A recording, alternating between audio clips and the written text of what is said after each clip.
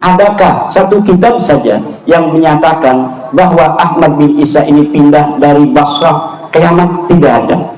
Nah, orang-orang Israel ini yang ngaku sebagai keturunan Nabi Yakub ini, ternyata ketika dites DNA, mayoritas mereka bukan keturunan Nabi Yakub, bukan keturunan Nabi Ibrahim. Bahkan 10% lagi diantaranya adalah haplogrup G, sama dengan Ba'lawi yang ada di Indonesia. Ini yang saya teliti secara ilmiah dan sampai sekarang tidak ada jawaban.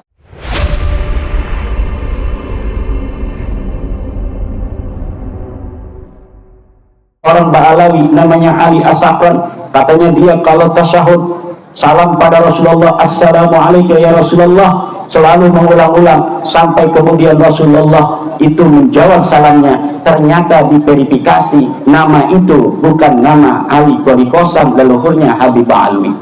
Ini yang saya teliti secara ilmiah dan sampai sekarang tidak ada jawaban untuk bagaimana mereka bisa membuktikan di abad di mana Ahmad bin Isa itu ada, yaitu 345 Hijriah. Apakah ada yang menyatakan bahwa Ahmad bin Isa punya anak namanya Ubaid? Mereka tidak bisa jawab. Katanya pindah dari Irak ke Yaman. Mana kitab yang menyebutkan sebelum abad ke-9, di mana mereka mengaku di abad 9 itu sebagai turunan Nabi? Sebelumnya mana kitab, satu saja kitab nasab yang menyatakan mereka turunan Nabi? Tidak ada. Padahal kitab nasab banyak ditulis di sepanjang tahun antara 345 sampai 895 Hijriah. Kemudian saya tanya lagi, adakah satu kitab saja yang menyatakan bahwa Ahmad bin Isa ini pindah dari Basrah ke Yaman? Tidak ada. Saya dapat membuktikan bahwa Ahmad bin Isa ini ada di kota Madinah, di satu kampung namanya Kampung Surya, di mana Kampung Surya ini adalah salah satu kampung di Madinah Al-Munawwarah yang menjadi basis seluruh keturunan baginda Nabi. Ahmad bin Isa ada di situ 243 Hijriah, dan tidak ada keterangan bahwa beliau pernah pindah ke Basrah atau dari Basrah pindah ke Yaman. Tidak ada. Dia orang Madinah, ada di Madinah. Wafatnya tidak disebutkan di dalam kitab Al-Ghaibah karangan At-Tusi di abad ke-5. Tetapi mengenai dia tidak punya anak namanya Ubaid, itu telah menjadi konsensus seluruh para penulis kitab-kitab nasab. Tidak ada Ahmad bin Isa alaihissalam mempunyai anak namanya Ubaidillah. Tidak ada orang namanya Ubaidillah ini pernah ada di Yaman. Kitab-kitab Yaman sudah ada, Tabaqat Fuqaha'il Yaman, Tabaqat Sulaha'il Yaman, Tarikh Al-Yafi'i, Tarikh As-Suluk. Tidak ada yang menyebut nama orang, nama Faqih Muqaddam, tidak ada. Katanya wali mi'rajnya 70 kali, tidak ada. Kalau Syekh Abdul Qadir Al-Jailani disebutkan sebagai seorang waliullah, itu ada di dalam kitab-kitab yang dimana dia lahir, dia hidup, itu ada ulama-ulama lain yang mencatat keberadaannya. Hari ini Imaduddin Usman ada di dunia ini tahun 2024. Nyari aja di Google Imaduddin Usman, akan banyak berita tentang Imaduddin Usman. Itu ditulis oleh orang lain membuktikan eksistensinya pernah ada. Kalau misalnya 1000 tahun lagi mau dicari, pernahkah ada di Lampung seorang bernama Kiai Ulin Nuha yang ada di Lempuyang? Pas dicari data-data masa lalu tahun 2024, ada berita Kiai Imaduddin Usman mendatangi pondok pesantren Darul Ulum asuhan Kiai Haji Ulin Nuha Al-Hafidh. Ada yang nulis, ternyata itu bisa ditelusuri. Dan kalau orang berbohong tentang sejarah, serapi-rapinya dia berbohong, pasti akan ketahuan dengan teori dan metodologi para ahli filologi dan para ahli teks. Jadi cara untuk mengungkap kepalsuan sejarah itu bisa ditelusuri dengan metodologi studi teks dan studi intertekstualitas. Contohnya begini, ada orang nyalon bupati, dia punya ijazah Madrasah Aliyah Darul Ulum 2024. nyalonnya ini 2070 misalnya atau 2050. Dicurigai ijazahnya palsu, aliyah dari Darul Ulumnya. Kenapa dicurigai palsu? Karena ada data dari Kementerian Agama lulusan Darul Ulum tahun 2024 dan tidak ada namanya. Ini membuktikan ijazah yang dikeluarkan itu yang dia jadikan syarat sebagai calon bupati adalah ijazah palsu. Kalau dia belum menerima juga bisa ditelusuri dengan nama-nama yang ada di Kemenag itu, diparangin satu-satu, ditanyain, punya temen nggak ini calon bupati? Nggak ada. Itu berarti menunjukkan ijazahnya adalah ijazah palsu. Atau ngaku-ngaku sebagai pengurus PCNU Lampung Tengah. Dia ngaku mau jadi Menteri Agama, dipanggil sama Presiden.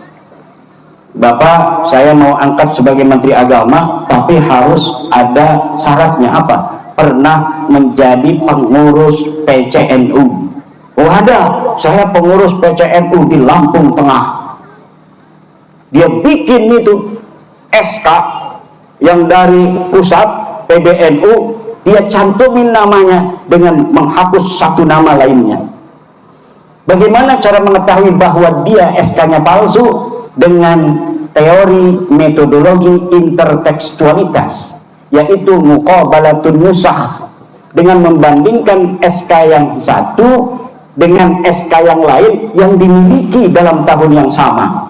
Tentu misalnya Kiai Nur Hadi sebagai ketua PCNU yang mendapat SK dari PBNU 2024 kan ada nama-nama di bawahnya. Dibandingkan misalnya calon bupatinya namanya Samlawi, ketua PCNU Kiai Haji Nur Hadi, terus ada nama-namanya. Dia nyelipin sebagai wakil bendahara PCNU Lampung Tengah tahun 2024. Pas dilihat punya Kiai Nur Hadi, tidak ada nama Samlawi ini sebagai wakil bendahara. Kemudian sekretarisnya Kiai Nur Hadi yang sekarang juga hadir sebagai bendahara atau wakil sekretaris PCNU, ditanya mana SK kamu tahun 2024? Ini SK saya. Dilihat lagi bener nggak ada nama Samlawi. Yang ada nama Samlawi hanya di SK-nya punya Samlawi ini. Ini membuktikan bahwa pengakuan Samlawi ini sebagai pengurus PCNU di Lampung Tengah adalah palsu. Dan itu yang saya lakukan untuk mengetahui kepalsuan sejarah Ba'alwi. Dia menulis dalam kitabnya tahun 895 Hijriah bahwa kakeknya namanya Faqih Muqaddam ada di kota Tarim sebagai ulama mujtahid mutlak. Kemudian mempunyai ayah namanya Ali, punya kakek ulama besar Muhammad Shahid Mirdad yang menyebarkan madhab Syafi'i yang ada di Yaman. Kemudian punya ayah Muhammad Shahid Mirdad ini namanya Ali Qoli Qosam yang juga ulama besar. Setelah saya gunakan metodologi intertekstualitas, yaitu dengan cara mengambil seluruh kitab-kitab yang dikarang pada abad itu, tidak pernah disebutkan nama-nama dari keluarga Ba'alawi, baik dia sebagai ulama maupun sebagai manusia saja tidak disebutkan. Ulama-ulama lain disebutkan, ada yang dibunuh, ada yang mendapat kemuliaan, ada yang diangkat sebagai mufti, disebutkan nama-nama ulama itu di kitab itu. Tetapi keluarga Ba'alawi leluhurnya Faqih Muqaddam Shahid Mirdad tidak ada di kitab-kitab sejarah Yaman. Mereka mengatakan ini ada 180 kitab yang telah mengesahkan nasab mereka. Betul sekarang. Kenapa? Karena dari mulai ngaku 895 Hijriah sampai sekarang itu sudah 500 tahun. Dan dari mulai 895 Hijriah mereka menulis kitab-kitab yang banyak. Nulis kitab terus sampai ada ulama juga mengutip dari kitab-kitab mereka. Sehingga hari ini banyak kitab-kitab yang menyatakan bahwa mereka turun Nabi. Tapi coba lihat, adakah kitab nasab sebelum abad ke-9 menyebut mereka turun Nabi? Tidak ada, karena mereka mulai mengakunya tahun 895 Hijriah. Ini barakah banget ini. Gerimis-gerimis, alhamdulillah. Nah, ini ibu-ibu, para ibu-ibu muslimat ini seragamnya di depan ini muslimat beda ya, di belakang itu muslimat beda. Seragamnya sama tadi ya. Bapak-bapak nggak pernah punya seragam NU, ngaku orang NU, siapa kita NU, tapi di rumahnya nggak punya batik NU. Tapi ibu-ibu, kadang-kadang satu ibu muslimat punya 3 seragam, yang satu sudah lunas, yang 2 belum. Betul? Barokah insya Allah. Daripada kita ngeredit motor, lebih baik kita ngeredit baju muslimat. Insya Allah siapa orang yang ngurusi NU, ngurusi NU ya, bukan pengurus NU, mau pengurus mau bukan, tapi dia mau ngurusi NU, kata Mbah Hasim, maka dia akan kuanggap sebagai santriku. Siapa orang yang telah aku anggap sebagai santriku, maka aku akan doakan dia dan anak keturunannya husnul khatimah. Amin ya Allah ya Rabbal alamin. NU ini besar ibu-ibu, kekuatannya luar biasa untuk menjaga negara kesatuan Republik Indonesia, dan NU ini memberikan sumbangsih besar terhadap bangsa kita, terhadap negara kita. Berbagai macam dinamika kebangsaan, di mana di situ ada ancaman-ancaman integrasi dari musuh-musuh kita, musuh negara, dapat dilewati oleh negara kita. Di antaranya yang paling utama adalah karena ada sumbangsih Nahdlatul Ulama di sana.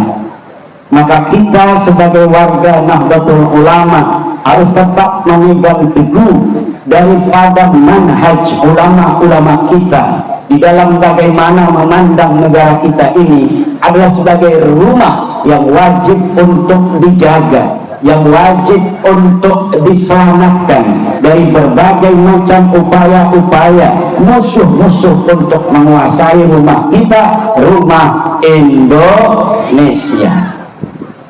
Hari ini ibu-ibu lagi banyak demo di mana-mana, betul? Lagi banyak demo di mana-mana. Nahdlatul Ulama sama dengan negara memandang bahwa setiap unjuk rasa adalah konstitusional di negara Pancasila ini.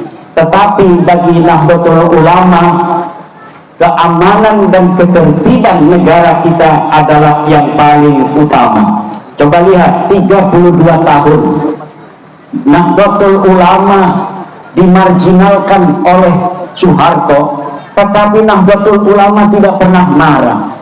Pengusaha-pengusaha rokok, pengusaha tembakau, pengusaha tebu yang kaya raya tahun 50-60 kemudian hancur usahanya ketika zaman Orde Baru, sehingga NU betul-betul tidak memiliki sumber daya ekonomi. Kemudian dulu kita kaya raya, Bu. NU itu kaya raya. Di kampung saya, ranting Ansor itu punya banser, punya marching band. Sekarang tingkat kecamatan nggak punya marching band. Kenapa? Dulu itu ekonomi kita dengan usaha ekonomi yang kita lakukan itu berjalan. Sejak zaman Soeharto ekonomi kita ditutup, tapi NU tidak pernah purik, NU tidak pernah tunduk demi negara kesatuan Republik Indonesia. Bahkan tahun 1984 NU lah ormas Islam pertama yang menyatakan menerima Pancasila sebagai ajas tunggal di negara kita Indonesia ini. Kenapa? Karena Pancasila ini telah dipelajari oleh kiai-kiai kita, semuanya sesuai dengan ajaran Islam. Pancasila hafal semua nggak, Bu? Coba, Pancasila. 1. Ketuhanan yang Maha Esa. Ini biar hujan juga yang semangat dong. Saya sebutin 1, nanti ibu-ibu yang nyebutin. 1. Bapak-bapak ikut ulangi. 1. 2. 3. 4,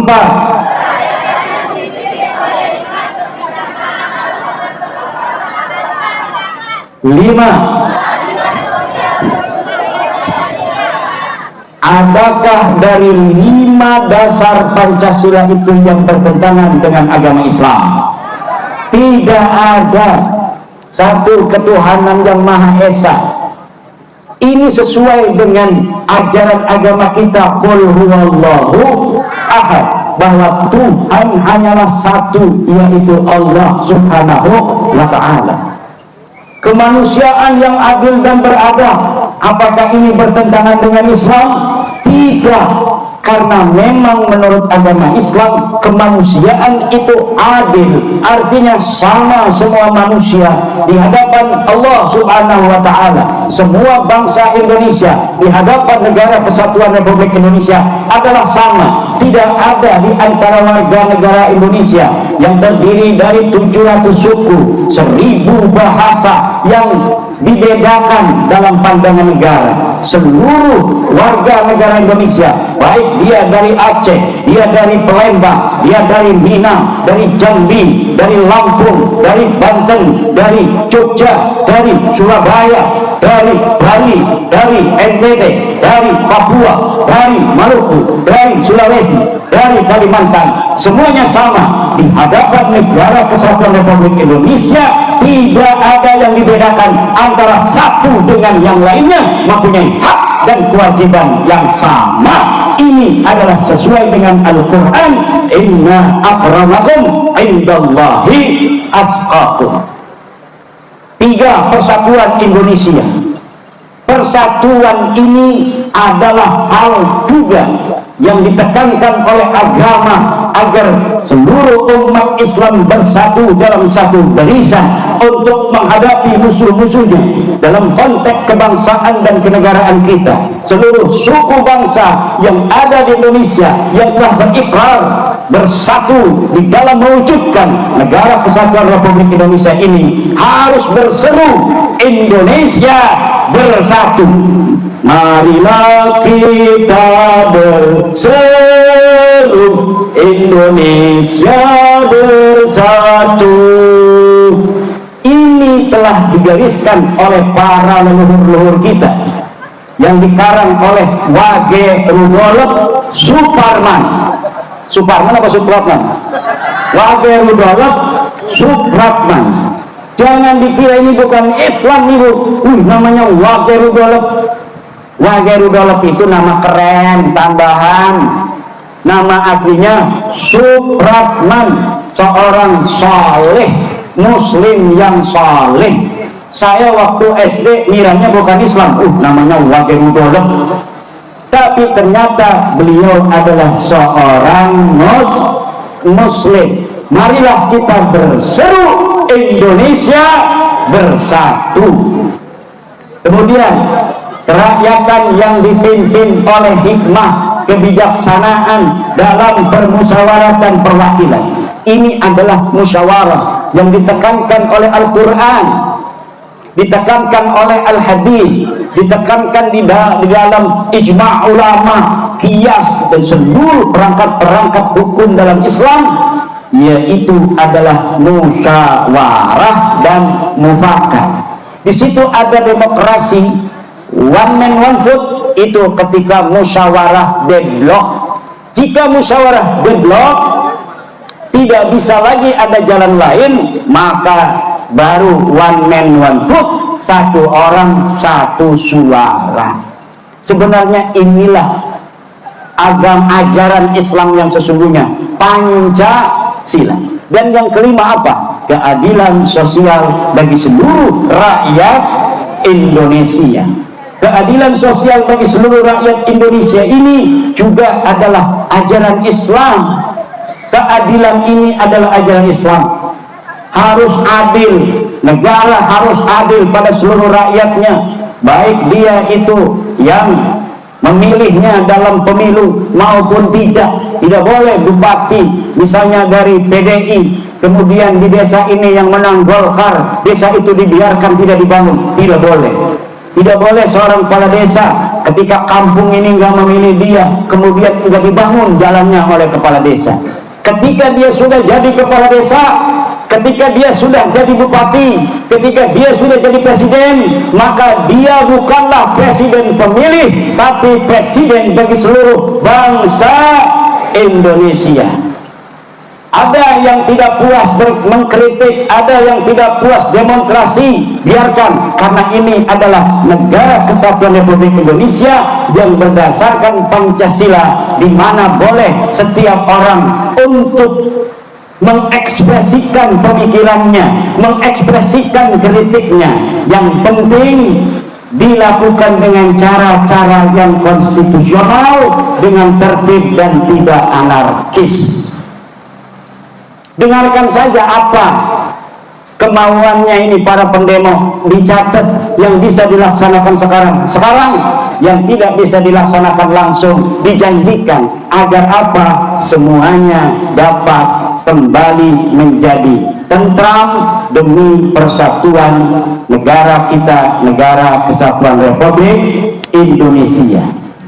Tidak ada sesuatu yang tidak bisa dibicarakan, tidak ada sesuatu yang tidak bisa diselesaikan dengan musyawarah. Semuanya bisa, semuanya bisa. Kita sekarang ini telah mendengarkan pidato Bapak Presiden kita, bagaimana cita-citanya untuk membawa negara kita menjadi negara yang hebat, negara yang betul-betul akan menjadi negara yang membanggakan dalam kontestasi politik global. Bagaimana beliau berceramah di depan para pemimpin-pemimpin dunia di Mesir kemarin dalam pembelaannya terhadap Palestina. Saudara-saudara kita di Palestina masih dijajah oleh Israel, dijajah di dalam fisik, dijajah di dalam sejarah orang Palestina dirubah. Katanya orang Palestina ini walaupun sudah ribuan tahun berada di Palestina, tetapi kami, kata orang Israel, lebih dulu leluhur kami ada di Palestina. Ini sejarahnya, ini bukti kuburannya. Dibikin kuburannya yang palsu 300 di Palestina, kemudian ditaruh angka ribuan tahun yang lalu, sehingga dengan sejarah palsu ini kemudian baik secara fisik dikuasai,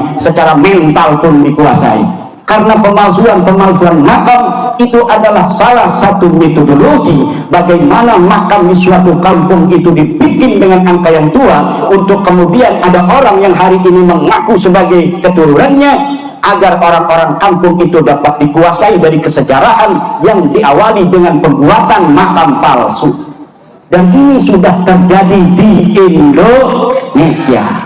PWI yang lahir dari rahim Nahdlatul Ulama siap untuk berjuang untuk mengakhiri segala kezaliman orang-orang yang ingin merubah sejarah bangsa kita, sejarah negara kita, yang katanya tanggal 17 Agustus 1945 bukan ditentukan oleh para kiai, bukan ditentukan oleh putra-putri Indonesia, tapi ditentukan oleh seorang habib.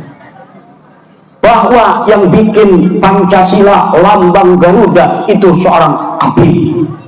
Bahwa Insinyur Soekarno punya gurunya habib.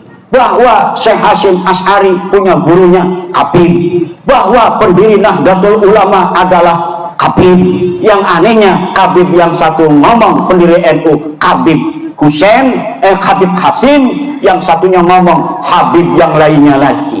Jadi mereka satu marga dengan marga lainnya saling rebutan Nahdlatul Ulama. Sedangkan yang kita tahu bahwa Nahdlatul Ulama didirikan oleh Mbah Hasyim Asy'ari berdasarkan perintah dari gurunya Mbah Khalil Bangkalan, dan Mbah Khalil Bangkalan ini adalah murid kinasi dan sahabat setia daripada Syekh Nawawi At-Tanara Al-Bantani dan Syekh Mahfud At-Turmusi Remas. Semuanya putra putri Indonesia. Ini tugasnya berat Yai Husnan, jangan selawatan aja. Ini coba lihat kanan kiri, ada nggak makam-makam palsu ini di Lengkuyang, di Lampung Tengah? Kalau ada, jangan main pukul aja, jangan main ratakan kayak teman-teman kita di Madiun, baru dilantik hari ini, besok 6 makam hancur. Katanya itu makam palsu. Tapi dirapatkan dulu, tanya sama orang sekampung, ini bapak ketua kampung, Hasun, kepala dusun, apakah tahu ini makam siapa? Katanya namanya Habib Soleh. Betul nggak zaman dulu ini ada namanya Habib Soleh yang pernah tinggal di sini? Kata kepala kampung, nggak ada. Kapan ini ada makam? Baru 2 bulan yang lalu. Sebelumnya nggak ada makam, nggak ada. Katanya ini dapat dari mimpi dari Kabib yang ada di plat G di sana, yang katanya ini adalah makam waliullah Habib Anu bin Anu. Oh, begitu, berarti ini jelas palsu. Kecuali dulu ada Kabib di sini, kerja di kebun sawit misalnya, ada Kabib kemudian meninggal. Kalau itu berarti kuburan asli, nggak ada masalah kalau begitu. Wong dulunya ada penduduk yang namanya Habib Soleh di sini sebagai tukang kelapa sawit, berarti orang benar. Tapi kadang-kadang yang dulunya tukang kelapa sawit pas 50 tahun setelah kematiannya ini dibikinin kubah, dianggap al-wali as-salih, kutub ar-rabbani Habib Soleh, padahal dulunya tukang kelapa sawit. Kayak kemarin kejadian di Pekalongan, tukang delman jadi waliullah. Ada tukang delman, masih ada cucunya juga kemudian dipanggil Habib, padahal dia asli dari Pekalongan apa Pemalang, itu saya lupa, ada di YouTube itu.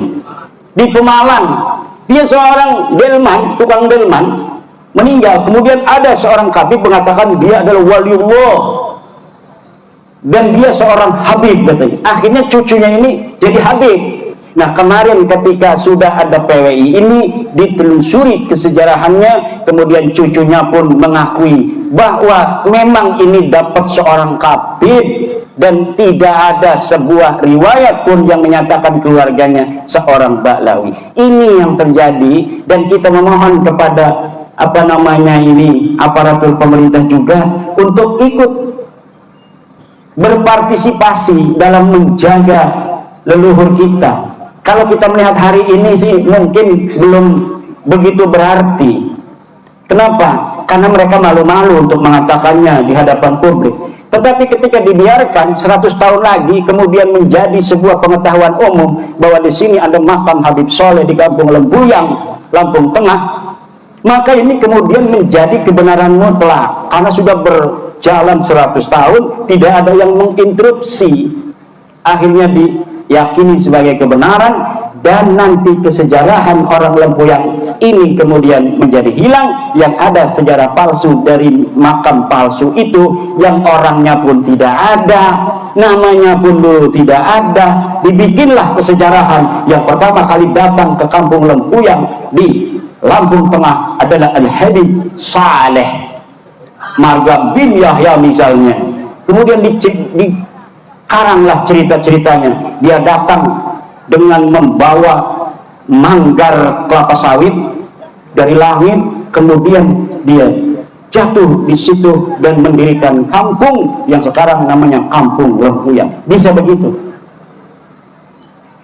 Kalau tidak diinterupsi, nanti lama-kelamaan dianggap sebuah kebenaran. Dan inilah yang terjadi di beberapa daerah, di beberapa negara, terutama di Palestina, yang kesejarahannya kemudian direbut oleh Israel yang mengaku sebagai keturunan Nabi Yakub. Ternyata pas tes DNA di Israel itu hanya 10% orang yang betul-betul keturunan Nabi Yakub. 90%-nya itu bukan keturunan Nabi Yakub. Ada yang berhaplogrupnya J1, 10% orang yang mengaku keturunan Nabi Yakub itu yang benar. Yang J1 ini sama dengan keturunan Nabi Muhammad hari ini. Keturunan Nabi Muhammad hari ini sama dengan keturunan Yahudi asli. Kenapa? Karena kakeknya satu, yaitu Nabi Ibrahim alaihis salam.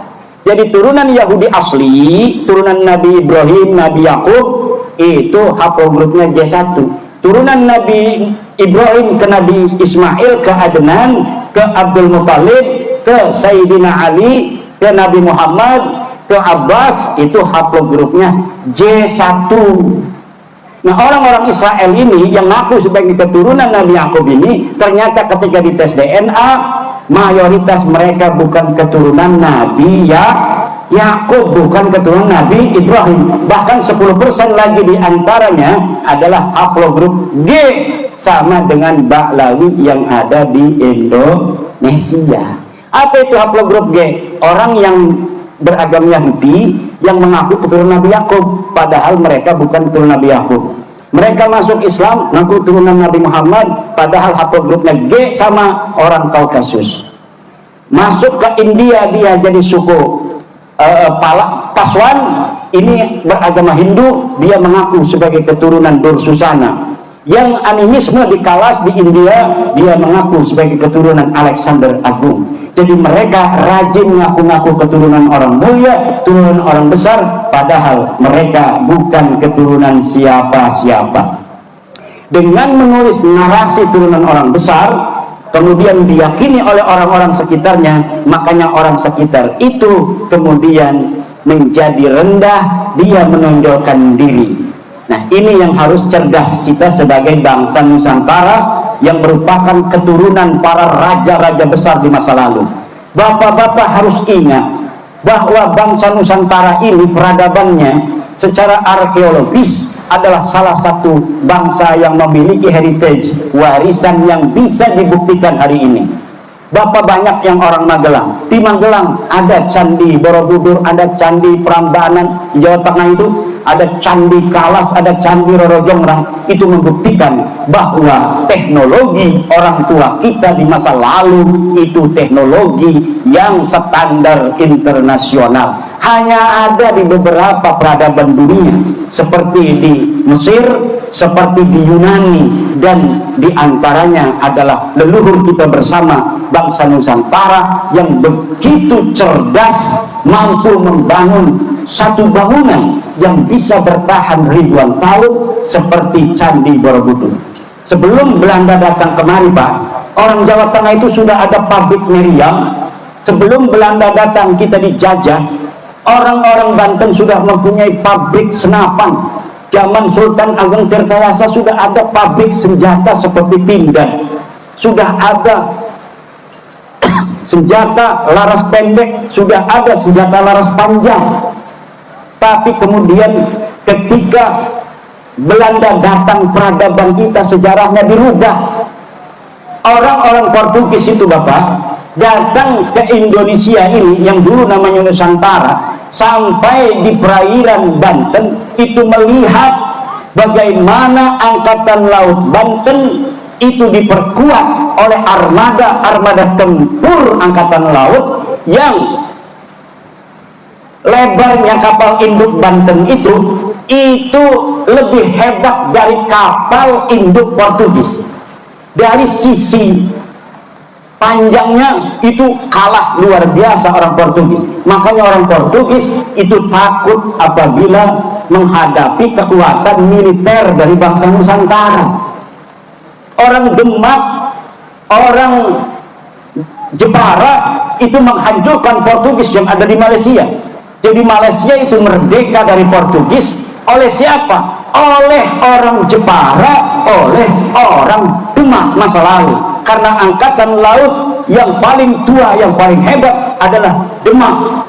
Kemudian setelah Demak hancur, digantikan oleh Cirebon, digantikan oleh Banten, digantikan oleh Mataram. Tapi Mataram itu yang paling hebat adalah angkatan darat, karena mereka tidak berada istananya itu di pinggir pantai. Yang paling hebat adalah angkatan darat.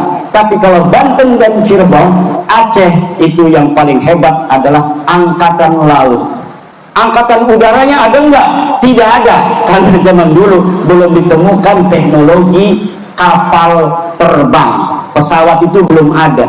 Tetapi senjata itu sama hampir seluruh dunia ketika itu. Di antara mereka yang menemukan teknologi bagaimana itu membuat senjata, di antaranya adalah bangsa kita ini yang sudah mempunyai senjata senapan sejak tahun 1600. Jadi bangsa Nusantara apabila tidak dijajah dan kemudian sejarahnya tidak dirubah bahwa orang Nusantara turunan Buddha, ini oleh Belanda kita dirubah. Bagaimana silsilah Wali Songo hari ini dirubah ke Balawi. itu adalah manuskrip kolonial, di mana mereka bersatu dulu untuk menjajah kita, sehingga kita kemudian tidak mempunyai jati diri, dan waktunya sudah selesai. Hari ini lahir dari rahim Nahdlatul Ulama para pendekar-pendekar perjuangan Wali Songo Indonesia yang akan bersama menjaga kesejarahan leluhur kita bersama seluruh para bangsa Nusantara dari berbagai macam suku dan berbagai macam agama, khususnya adalah pengasuh-pengasuh pondok pesantren di seluruh Nusantara. Demikian, mudah-mudahan ada manfaatnya. Wallahu huwal muwaffiqu ila aqwamit thoriqin. Wassalamualaikum warahmatullahi wabarakatuh.